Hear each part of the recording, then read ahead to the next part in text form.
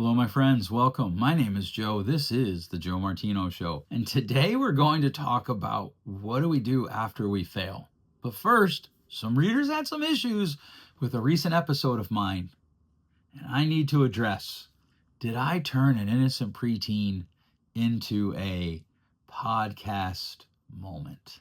Let's kick it off. This is the Joe Martino Show. You're listening to the Joe Martino Show, a podcast dealing with all things emotional, relational, and human nature. Joe is a licensed counselor in the state of Michigan, specializing in relationship therapy. He is also the author of the book, The Emotionally Secure Couple. All advice offered in this episode is offered for entertainment and educational purposes only. Enjoy the show. Hello, friends. Welcome. I hope your day's going well. Wherever your day is, I hope it is going well. It is early morning here for me at my Cascade office as I record this week's episode.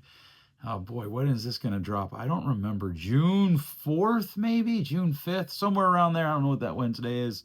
Hard to believe we're almost to June. First week is always a bit of a run for me. That is the week of my mom's birthday, June 7th, 1945. She was born. And she's been gone since June 25th, 2002.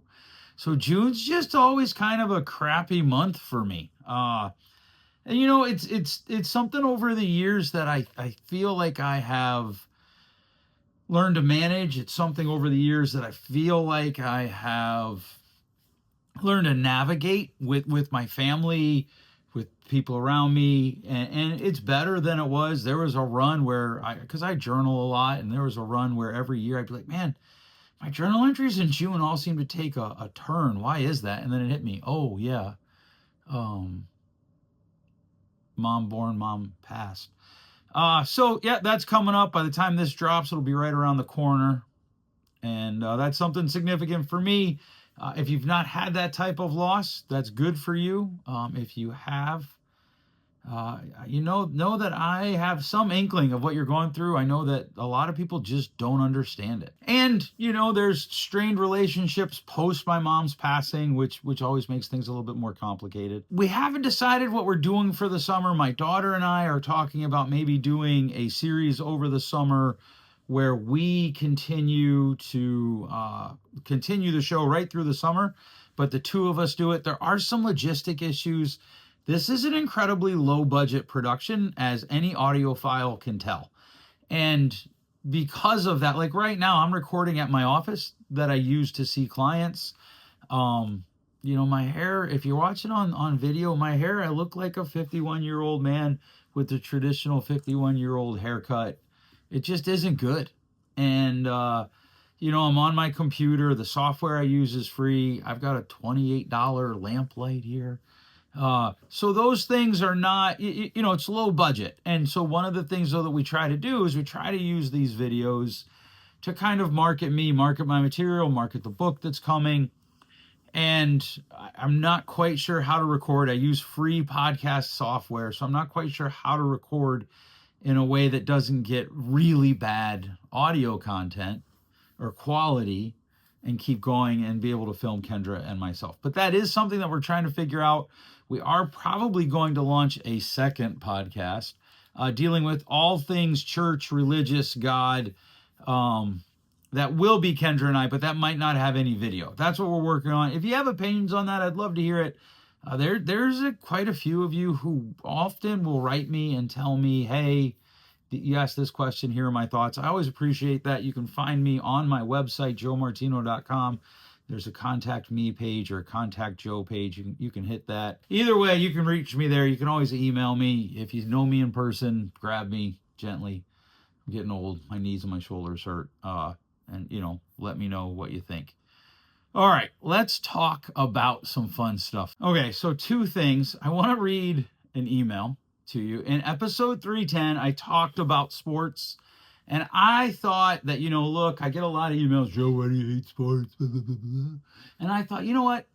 Here's a beautiful moment from sports that I am going to address. And, some people were very kind. They were like, hey, really appreciate what you had to say. Clearly the people I was talking about, they were like, hey, I heard the episode. I thought that was nice. And then there were literally, like this is not made up, literally two Karens, one from Zealand and one did not tell me where she's from. I'm going to read Karen from Zealand's email to you, and then we will move forward with my response. Dear Joe, I'm writing from Zealand, Michigan. Welcome to the conversation, Zealand. My name is Karen. Won't say her last name. I've listened to your podcast for a while now. Thank you, Karen. And while I don't always agree with everything you say, I've generally appreciated your mix of thoughtfulness and challenge. But, and you knew there was a but, episode 310 stopped me cold. Cold, I tell you. Okay, that's me adding. You were talking about your friend's son scoring the game-winning goal. Fine. Celebrate the win. But then you tossed in that little aside about the kid on the other team, saying his dad was going to have to go home and talk about losing. I have to be honest. It was tone deaf and unnecessary. I don't know if you were trying to be funny, dramatic, or just flexing your loyalty to your friend's kid. Maybe I was trying to do all three, Karen. Have you considered that? But it came off smug. That hurts me, Karen. That kid on the other team, he's also someone's son. Right, that's why I said his dad was going to have to talk to him. Probably worked just as hard. Agreed. I actually said that in the episode. Probably walked off the field with his head down. Also said that in the episode. And now he's background noise in someone else's highlight reel. Thanks to your podcast. Well, technically, he's not on my podcast. And if you hadn't written, we probably wouldn't be addressing him today. So it might be thanks to you, but it's not. All right, you talk a lot about empathy, about emotional depth. Maybe it's time to aim some of that at the people who don't win, especially the kids. I actually really agree with this part, Karen, and I appreciate where you're going here. Because what you said didn't sound like someone who values emotional maturity. Karen, that's where you and I would disagree. It sounded like someone caught up in their own team's moment and forgetting the rest of the story. Here's my favorite line from 2020s. You're better than that. At least I thought you were. Do better. Karen, so-and-so, Zealand, Michigan. Let me first of all say, Karen, thank you for listening. I always appreciate listeners, and I especially appreciate when listeners reach out and let me know that they're listening. And I also appreciate that you reached out and told me that you didn't like something I said. You and I disagree with how accurately you represented what I said. I actually thought about like downloading the episode and then just playing the clip, but I think that's a little too much, a little too far. I do want to address this though. I wasn't flexing for my friend's kid. In fact, I actually talked to him. I saw him. I'm working on a book, spending a ton of time trying to rewrite. I'm trying to go from essay to lyrical. And the things that I have read, so that how you do that is you go from essay to what's kind of a hybrid version. And then you go from the hybrid version to the lyrical version. And it looks almost like poetry. My Facebook's very open. Go find me on Facebook. I think it's facebook.com, joemartino.16 or something. And what you do is just scroll down and you'll see an episode, or sign up for Does God Care About Theology off of my website. And I added a post there that has some of it. But it's very verse-like. And it's really hard. And it's stressing my poor future son-in-law out because he's helping me try to run down an agent. And some of the chapters we've sent them have been the hybrid version because the lyrical version wasn't done yet of that chapter.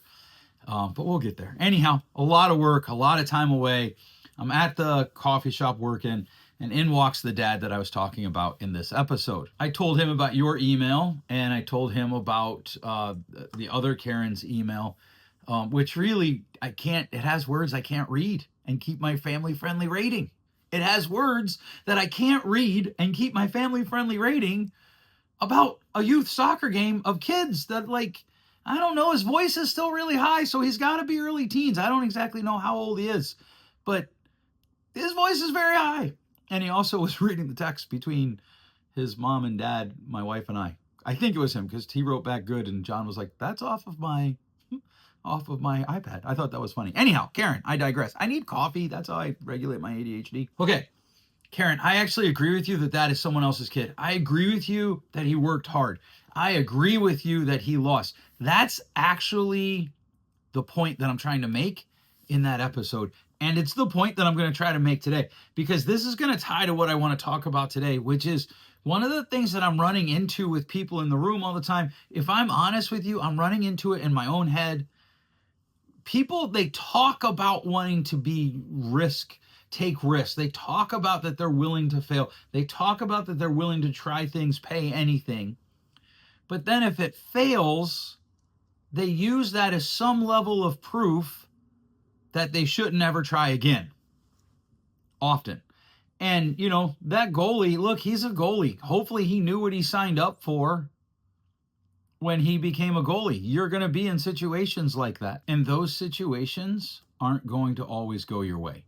They're not. If you're going to do anything in life, whether it is play goalie, start a business, get married, have kids, be a friend, whatever risk you take, get a job, hire someone, whatever the risk is that you take, you are going to risk losing, and you're going to have to figure that out.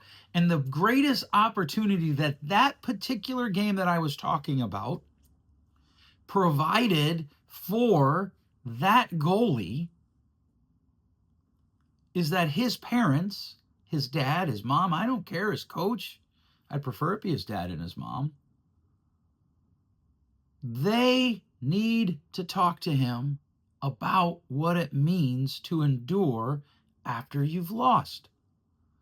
Because that's part of the problem, my problem with modern day sports. We've lost that conversation. We blame the officials. We blame the other team. We allow kids in our cars to blame their teammates. And that doesn't work. That loses the benefit of what sports actually offers us. The other email, the one that I'm not going to read, I am going to read part of it. She closes with this.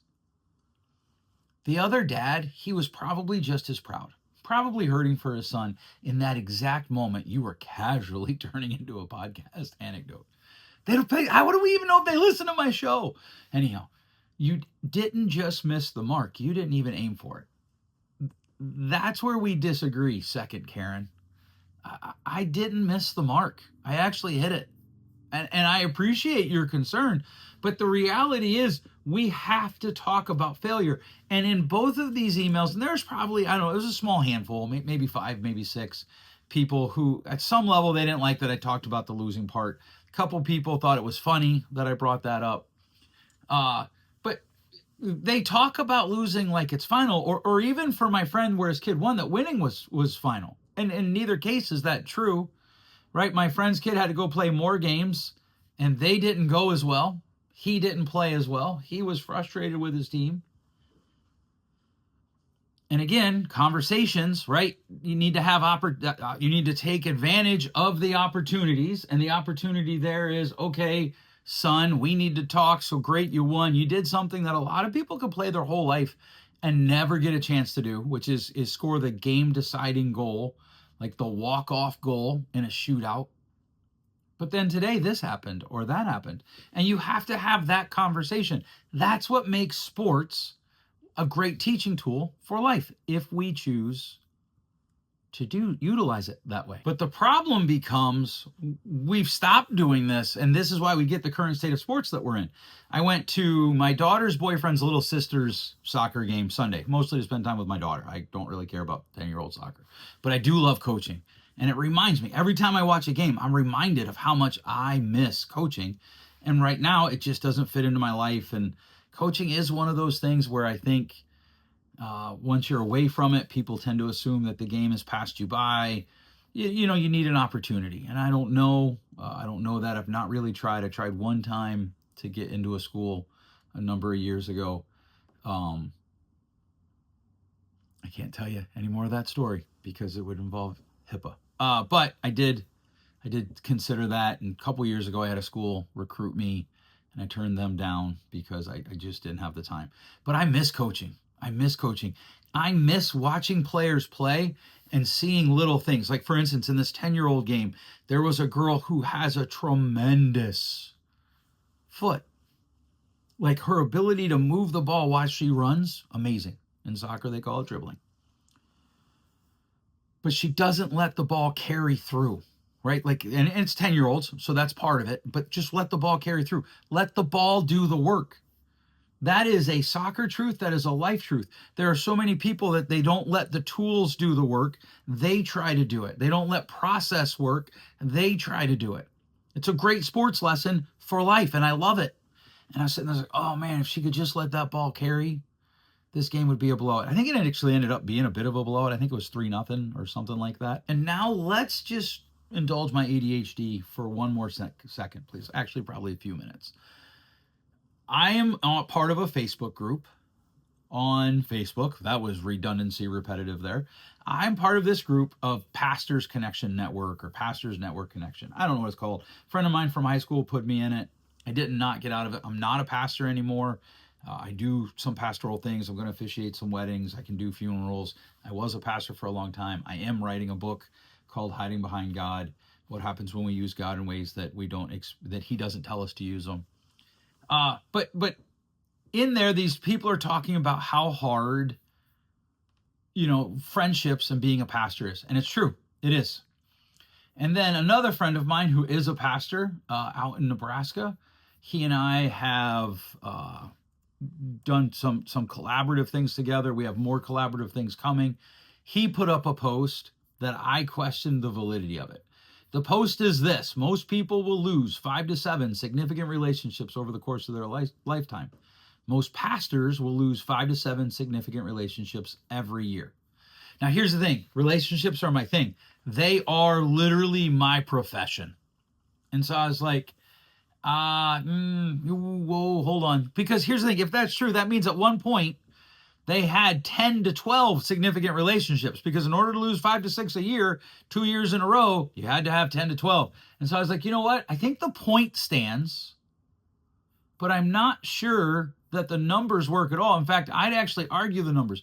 And fellow church people, this is something that bothers me about how we do social media.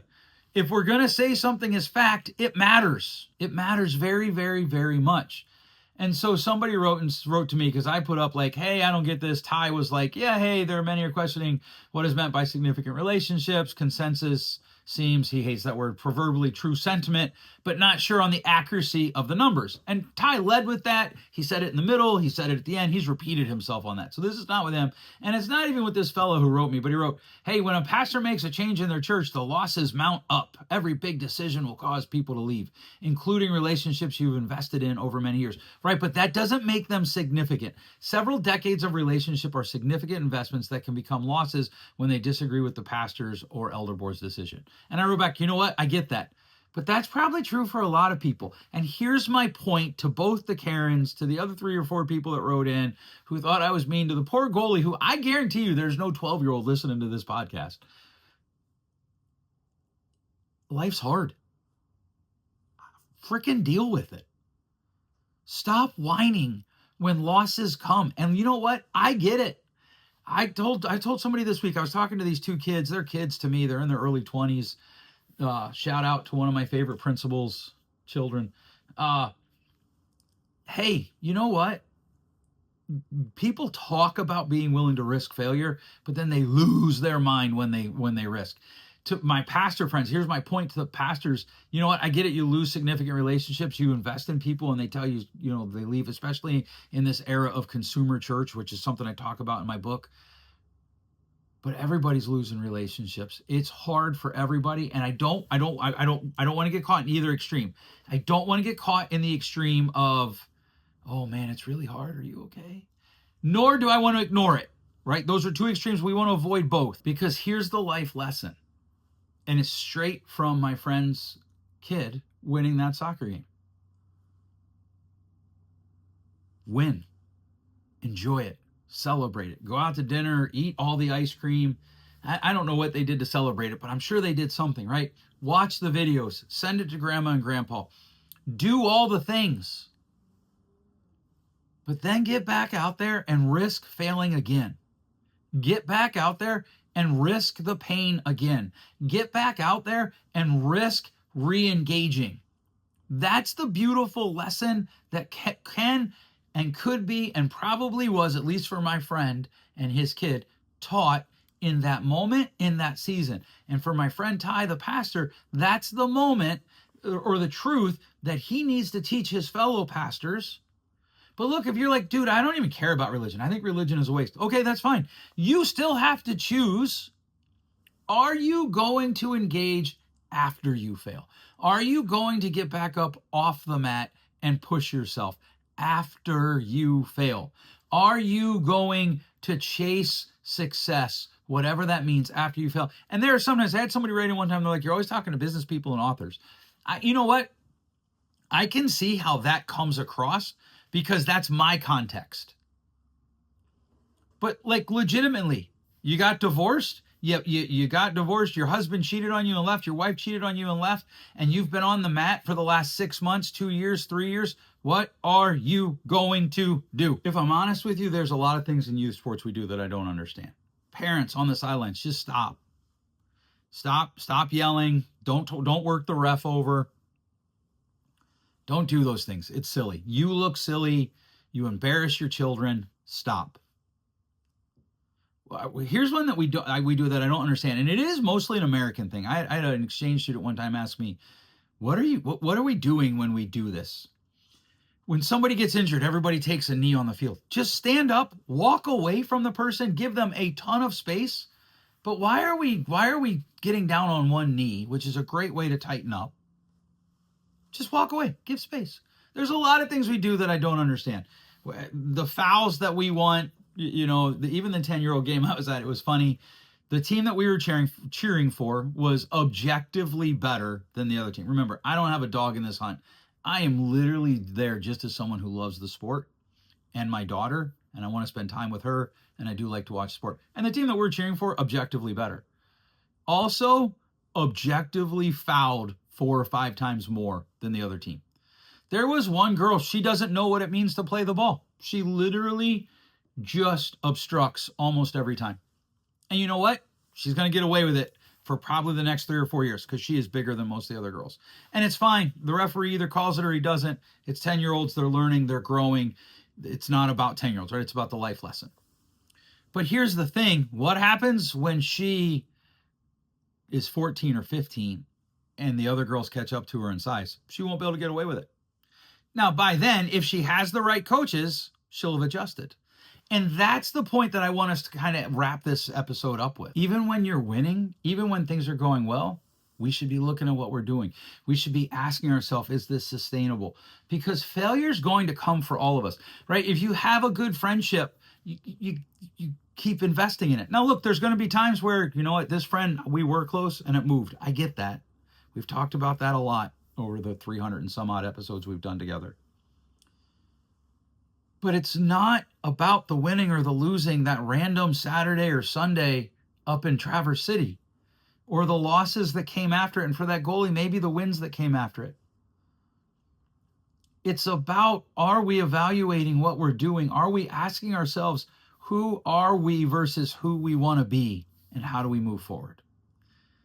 That's my wrap. That's my thoughts. I will not be back for 2 weeks. So the next episode, if this one drops the 4th, May, June, this one's going to drop Wednesday, June 4th. I will not be back until Wednesday, June 18th.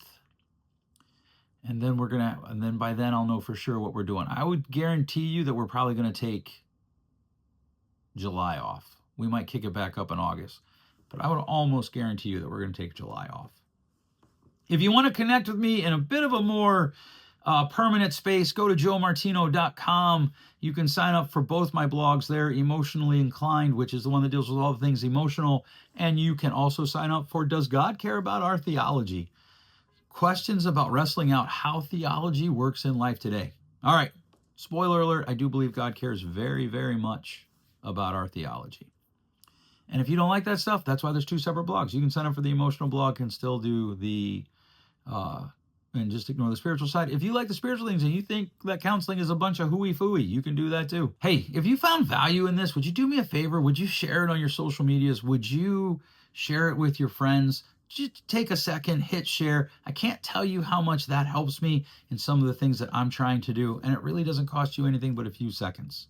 All right, thanks so much for listening. We'll catch you next week. Thanks for listening. If you enjoyed today's show, please share with a friend. And hey, give us that rating in your podcast store. Until next time, change possible.